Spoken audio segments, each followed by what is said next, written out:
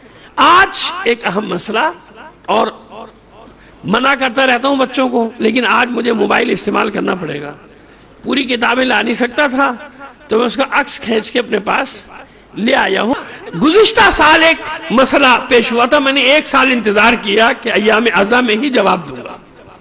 اس کا جواب سے مراد خدا نہ کریے نہ سمجھے گا کوئی مناظرے میں پڑھنے جا رہا ہوں، نہیں، ایسی کوئی بات نہیں، بلکہ کسی چیز کی تاریخ بتانے جا رہا ہوں آپ کو. کسی چیز کی تاریخ. اب کیونکہ ضروری تھا تاریخ بتانا تو وہ کتاب کے صفحوں کا عکس بھی بنا کے میں اپنے ساتھ لے آیا. بھائی کتاب نہیں لا سکتا تھا تو اب مجھے بھی اس موبائل کی ضرورت پڑے گی جس کے میں عکس صفحے کے وہی پڑھوں گا. تو میں آپ کو بتا دوں کہ مسئلہ کیا ہے. چپ تعزیہ. سمجھ میں نہیں آیا کچھ لوگوں کی کہ چپ تعزیہ کیا ہے. اچھا، میرا درخواست یہ ہے کہ چلیے اگر آپ کی سمجھ میں نہیں آیا تو چپ تعزیہ اگر نام ہے تو کسی وجہ سے تو ہوگا نا. تو پہلے تو آپ کو تحقیق کرنی چاہیے کہ چپ تعزیہ کہا کیوں جاتا ہے نا.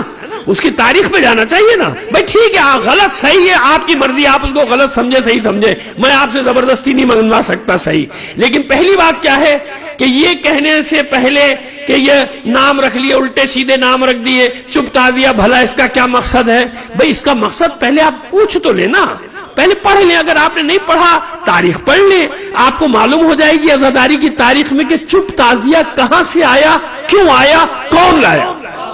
پھر آپ کی مرضی ہے، پھر بھی آپ کی مرضی ہے بھائی، آپ مانیں یا نہ مانیں. میں کون ہوں زبردستی آپ سے منوانے والا؟ تو سنیے چپ تعزیہ کی تاریخ تاکہ آپ کو بھی ہمیشہ یاد رہے کہ یہ 8 ربیع الاول کے جلوس کو چپ تعزیہ کیوں کہا جاتا ہے. یہ تاریخی سند آپ کے حوالے کرنے جا رہا ہوں میں، اور انشاءاللہ مجھے یقین ہے کہ ہمیشہ یہ چیزیں آپ کے کام آئیں گی. 1857 جس کو انگریز نے نام دیا غدر کا، ہم نے نام دیا جنگ آزادی کا، ہے نا. وہ تو غدر کا نام دیا، حالانکہ ان کی حکومت تو نہیں تھی.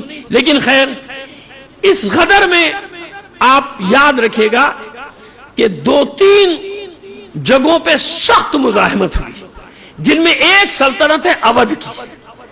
اسی لیے اودھ کا مذاق بنایا گیا. یہ انگریز مذاق بنا، جو ان سے لڑا نا ان کا مذاق بنایا. مطلب سکھ لڑے ان کا مذاق بنایا، اور قوموں کے نام نہیں لینا چاہتا، وہ لڑے ان کا مذاق بنایا. سب سے سخت مزاحمت ہوئی اودھ میں. ملکہ حضرت محل، کیونکہ باجد علی شاہ کو تو گرفتار کر لیا گیا تھا نا، وہ گرفتار کر کے وہ آگرے کے قلعے پہنچا دیا گیا تھا باجد علی شاہ کو.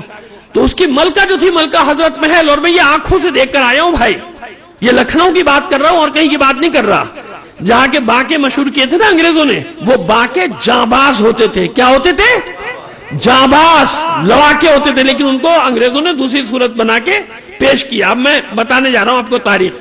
تو سب سے بڑی لڑائی جو لڑی گئی وہ اودھ میں، وہ ریزیڈنسی کہلاتی ہے، جس کو میں 1 سے زیادہ بار جا کے دیکھ چکا ہوں، کہ جس کے نیچے تک تہخانوں تک 1-1 انچ پہ گولیوں کے نشانات ہیں. اتنی بڑی لڑائی لڑی ہے اودھ والوں نے انگریزوں سے کہ اس کے بعد توپوں سے باندھ کے انگریزوں نے اڑا دیا. آپ جانتے ہیں کہ اودھ پہ سلطنت کس کی تھی؟ مومنین کی تھی نا. آبادی سب کی تھی، لڑے سب تھے. ہندوؤں نے بھی ساتھ دیا تھا، ہمارے اہل سنت برادران نے بھی ساتھ دیا تھا، کیونکہ سلطنت اودھ کے نوابین جو تھے ان کی مہربانیاں مشہور تھی نا. وہ الگ ایک تاریخ ہے کہ کب سے ان کی مہربانیاں مشہور ہوئی. تو یاد رکھیے کہ 12 دن کا محرم ہوتا تھا. کتنے دن کا ہوتا تھا؟ 12 دن کا محرم ہوتا تھا. نواب سعادت علی خان کے زمانے میں یہ ہو گیا 40 دن کا. یعنی جب انگریزوں سے بھی لڑائیاں چل رہی تھی، یہ سن 40 سے 50 کا زمانہ، اس میں چہلم تک پہنچا دیا گیا کہ چہلم بھی بنایا جانا چاہیے. تو چہلم پہ عزاداری ختم ہو جاتی تھی. کیا ہو جاتی تھی؟ چہلم پہ عزاداری. چہلم پہ آخری تعزیہ، پہلے آپ کو زبانی بتا دینا سب، پھر پڑھ کے بتائیں گے کتاب سے، اور حوالہ بھی دے دیں گے کتاب کیا ہے اور اس کا مصنف کون ہے.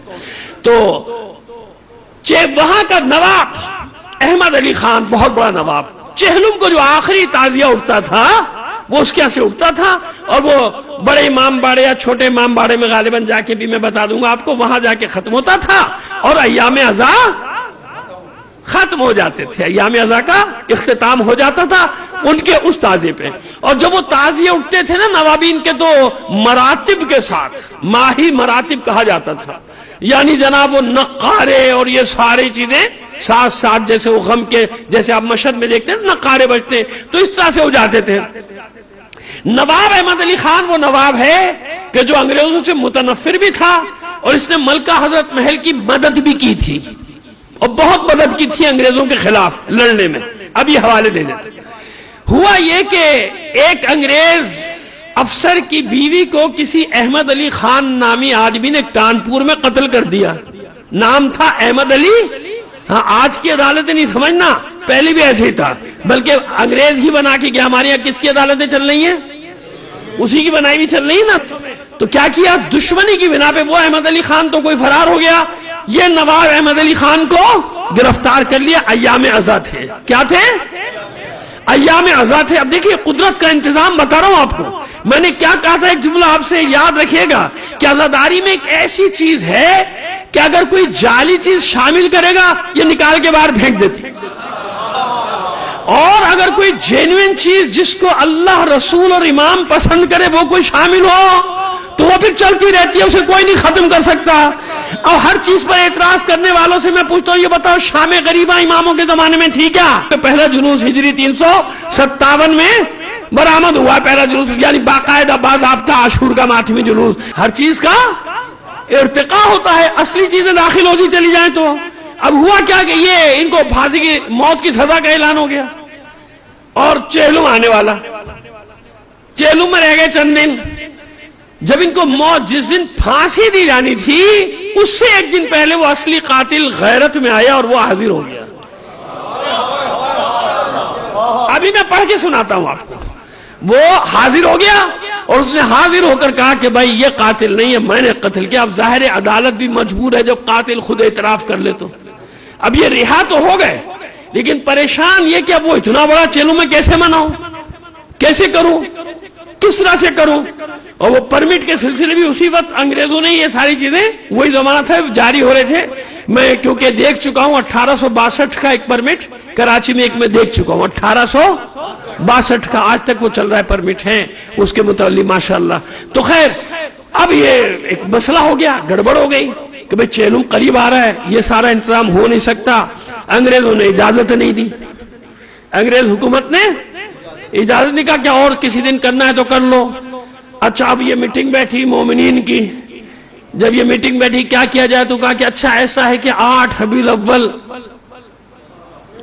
الاول معصوم کی شہادت کی تاریخ آ رہی ہے، لہذا اس تک ہم انتظام بھی کر لیں گے اور کچھ بھاگ دوڑ کر کے کچھ نہ کچھ اجازت لے لیں گے. اور جب اتنے دن آگے بڑھ گیا، ایسے معاملے میں اللہ عقلوں کو خبت کر دیتا ہے نا. انگریزوں کی عقلیں بھی خبت ہو گئیں. وہ خوش ہو گئے کہ چہلم بند ہو گیا، وہ خوش ہو گئے کہ چہلم بند ہو گیا. ہاں ٹھیک ہے 8 ربیع الاول کو کر لو، 8 ربیع الاول کو کر لو. جب 8 ربیع الاول کی اجازت، لیکن شرط کے ساتھ دی کہ ماہی مراتب نہیں ہوں گے،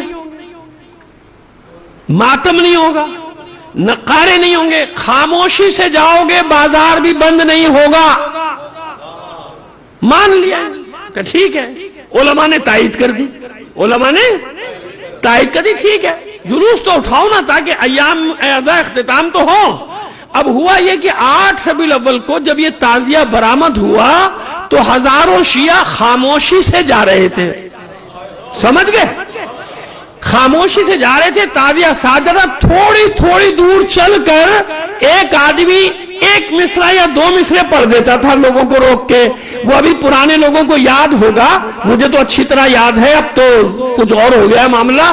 ہم جب چلتے تھے بڑھے چلیے ادب اور قاعدے سے سواری ہے شہید کربلا کی. اب سمجھ میں آیا. تو جب وہ خاموشی سے گیا تو آئندہ سال بھی انگریزوں نے کیا کیا کہ نہیں اس تاریخ کو اٹھایا تھا لہذا اسی تاریخ کو اٹھاؤ گے. تو یوں قدرتی طور پہ ہوا کیا کہ عزاداری جو 40 دن کی تھی وہ 8 ربیع الاول تک بڑھ گئی. چہلم تک تو لوگ منا نہیں لگے نا. یہ آپ کو تاریخی بات بتا رہا ہوں. چپ تعزیہ جیسے اصطلاح پڑ جاتی نا اصطلاحاً، کیونکہ خاموشی سے جاتے تھے بیچارے، وہ آج چپ تعزیہ ہے بھائی، خاموشی سے جانا ہے.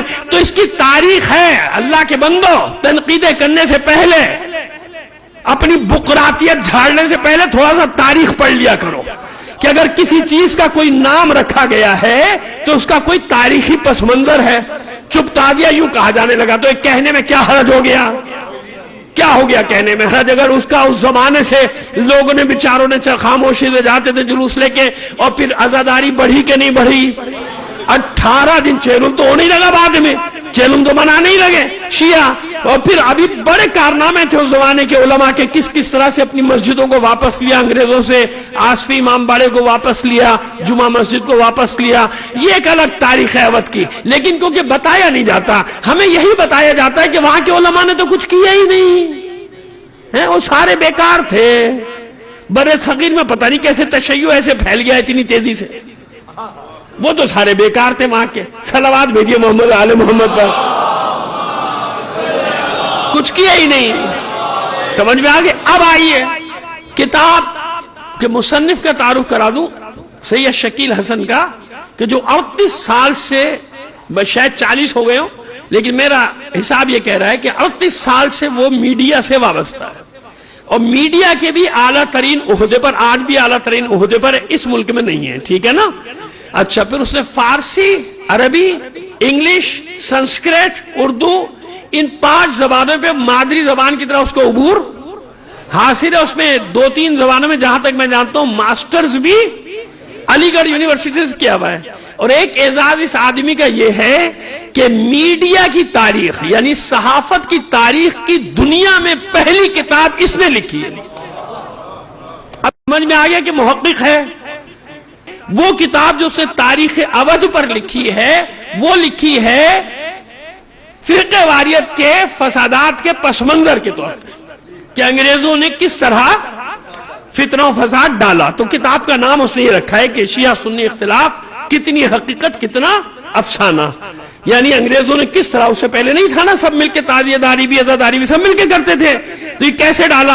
اب اس کتاب کے وہ 2 صفحے پڑھ رہا ہوں جس کا خلاصہ کے بلکہ کوئی زیادہ بتا دیا میں نے آپ کو، تو وہ میں پڑھ کے لفظ بہ لفظ آپ کو سنا رہا ہوں تاکہ یہ چیز یہاں پہ ریکارڈ میں محفوظ ہو جائے، اور پھر کوئی اعتراض نہ کرے کہ آتے یوں ہی کہہ کے چلے جاتے. نہیں، میں یوں ہی نہیں کہہ کے جا رہا. اب اس کے جواب میں کسی کے پاس کوئی دلیل ہو، ثبوت ہو، تو وہ بھی دلیل یا ثبوت لے کر آئے جیسے میں دلیل اور ثبوت لے کر آ رہا ہوں.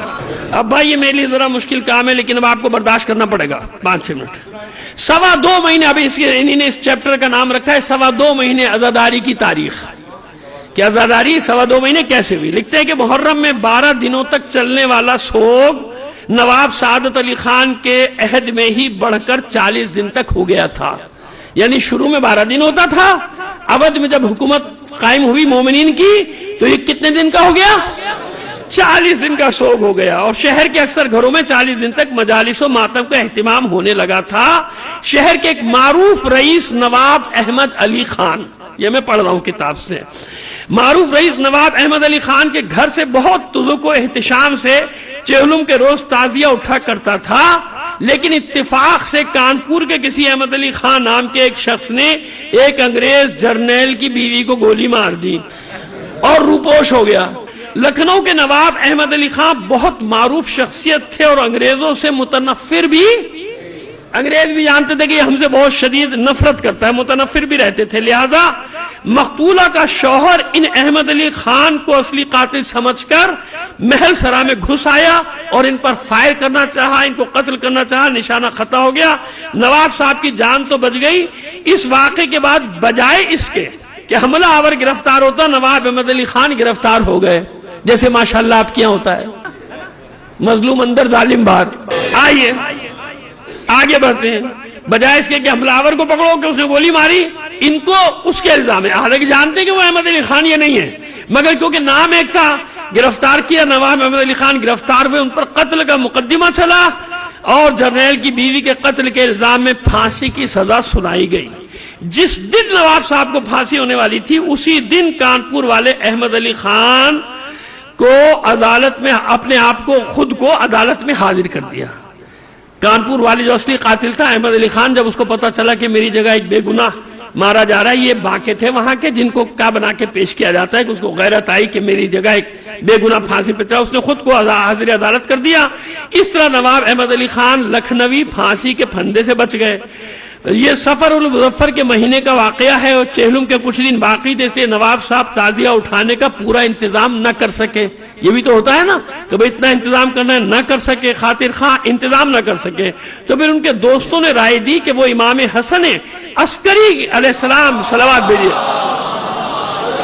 یوم شہادت پر, ان کے یوم شہادت پر 8 ربیع الاول کو تعزیہ اٹھائیں. نواب صاحب نے اس تجویز کو پسند کیا اور 8 ربیع الاول کو تزوک و احتشام کے بغیر, کیونکہ انگریزوں نے پابندی لگائی, تزوک و احتشام کے بغیر صبح سویرے تعزیے کا جلوس اٹھایا. اس تعزیے کی خاموشی سے اٹھائے جانے کی بابت 2 باتیں مشہور ہیں, دونوں بتائے دیتے ہیں اسی کتاب سے آپ کو, ٹھیک ہے. کہ پہلی بات تو یہ کہ خود نواب صاحب علم و ماہی مراتب و بینڈ وغیرہ باجے کا انتظام کرنے کی استطاعت کھو چکے تھے, ایک بات. تو اس کے لیے ضروری نہیں تھا کہ 8 ربیع الاول تک جاتے, وہ تو چیلوں کو بھی اٹھا سکتے تھے وہ بغیر مراتب کے اگر اٹھانا تھا. دوسری بات کیا تھی, دوسرے کہ انگریز حاکموں نے انہیں ایسا کرنے کی اجازت نہیں دی تھی, یعنی چیلوں کے دن نہیں اٹھاؤ, چونکہ اس وقت تک تعزیہ صرف چیلوں کے دن تک ہی. انگریزوں نے کیا پہلے کہ بھائی یہ تو چیلوں کے دن اٹھتا ہے لہذا نہیں اٹھے گا, لہذا حاکم نے اس نئے جلوس کی اجازت اس شرط کے ساتھ دی کہ تعزیے کے ساتھ نہ تو فوجی بینڈ ہوگا نہ ماہی مراتب, یہاں تک کہ یہ جلوس شہر کی ٹریفک پر بھی اثر انداز نہ ہو. اسی خیال سے تاروں کی چھاؤں میں جلوس نکالنے کی اجازت دی گئی. جب یہ جلوس نکلا تو اس کے شرکا تعزیے کے ساتھ ساتھ خاموشی سے چل رہے تھے. چپ تعزیے کی تاریخ بتا رہا ہوں, جن کو نہیں معلوم ہے نا, بڑے بڑے سقراط بقراط پیدا ہو گئے ہماری یہاں, ہر چیز پہ اعتراض کرنے, ان کو بتا رہا ہوں کہ پہلے پڑھ لیا کرو, پوچھ لیا کرو, پھر آپ کا حق ہے خوب اعتراض کرو, جتنے اعتراض کرنے کرو. کہتے ہیں کہ ساتھ خاموشی سے چل رہے تھے اور بیچ میں کہیں کہیں ایک نقیب, نقیب یعنی آواز دینے والا, ایک نقیب مرثیے کے چند بند بلند آواز میں پڑھ کر مجمع پر رقت طاری کروا رہا تھا. یہی جلوس چپ تعزیے کے نام سے مشہور ہے آج تک, کیونکہ خاموشی سے گیا نا, چپ تعزیے کے نام سے مشہور ہے. اس جلوس کے ساتھ ایک زبردست تبدیلی یہ آئی کہ 40 دن تک چلنے والے ایام ازا کی مدت خود بخود 2 مہینے 8 دن ہو گئی. صلوات بھیجیے محمد آل محمد پر. اب سمجھ میں آ گئی بات.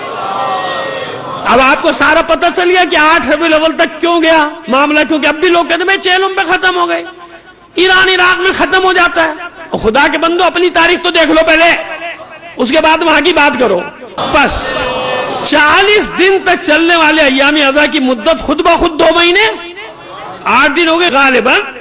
اس کی وجہ یہ تھی کہ شیعہ سلطنت کے خاتمے اور انگریزوں کے مسلط ہو جانے کے صدمے سے 2-4 لکھنؤ کے عوام پہلے ہی سے رنجیدہ و غمزدہ تھے, لہٰذا انہوں نے اپنے آپ ہی ایام ازا کی مدت بڑھائی اور اپنے غم کو غم حسین کے سائے میں جگہ دے کر راحت کی سانس لی. اس سلسلے میں اب دیکھیے اب جو اصل بات, اس سلسلے میں نہ تو علماء نے کوئی فتویٰ جاری کیا, ورنہ علماء روکتے ہیں نا, آج بھی آپ مانے یا نہ مانے فتویٰ تو دیتے ہیں نا علماء, ہے نا, روکتے ہیں نا.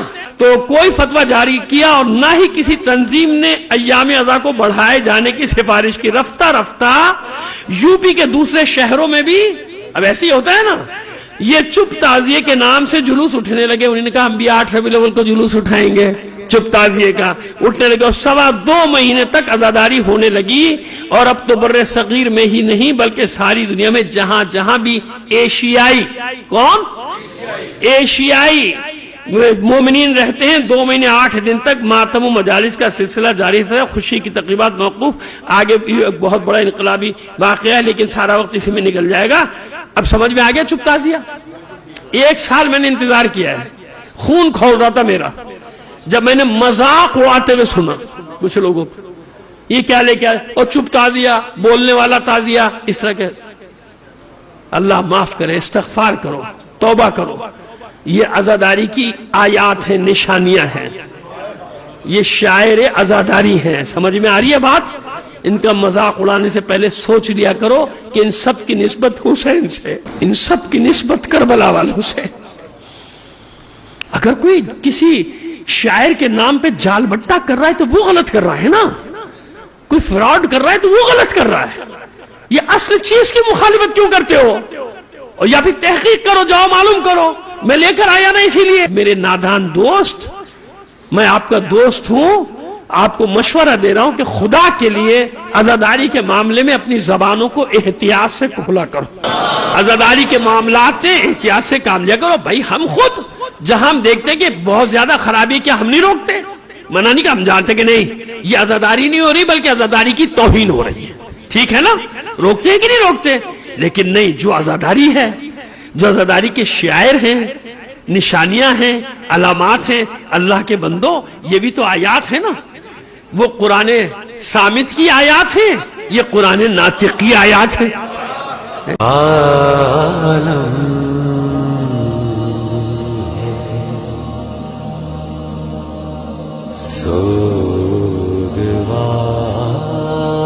سوگوار غمی کرب بلا